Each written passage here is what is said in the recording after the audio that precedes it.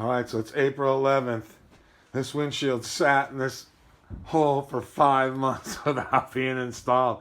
I'm not kidding you. It just took me 30 minutes to do it myself. All the chrome clips all marked and in there. Oh, I got to pull the rope off. I'm so happy.